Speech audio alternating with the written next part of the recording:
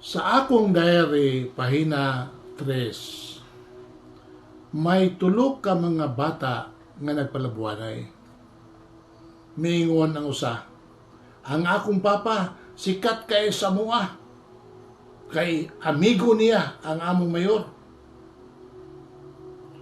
Wala sa palupig ang ikaduha.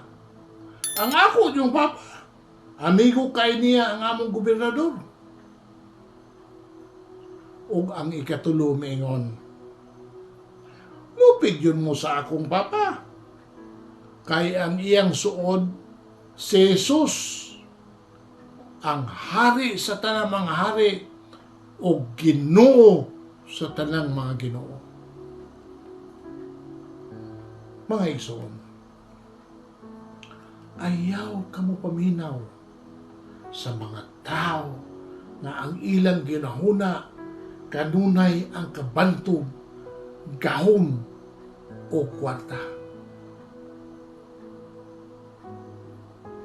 Kung makakita ka pananglitan sa imong mga silingan nga mupalit og bagong TV o karaoke, mupalit og bagong cellphone o mupalit og bagong sakyanan, makaagni ba nimo aron ikaw mupalit usab?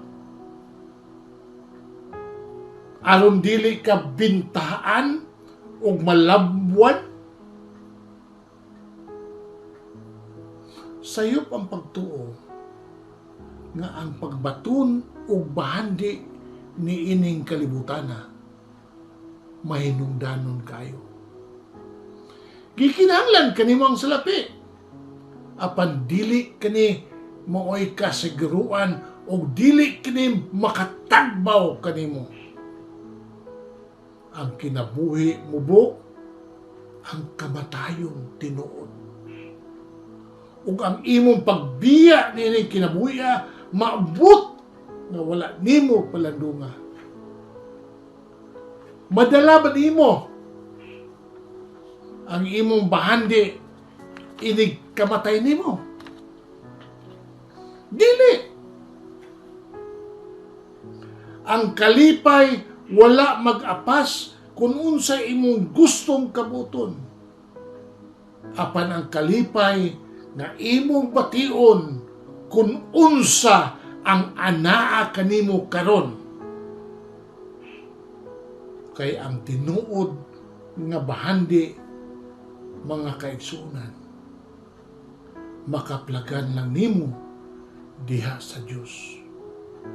O kung ikaw makabaong mo paambit niini ngadto sa iban, ilabi na gayud sa mga kabus. Busa paglipay sa mga butang nga anaa kanimo karon, ug pasalamati ang Dios kanunay matag adlaw.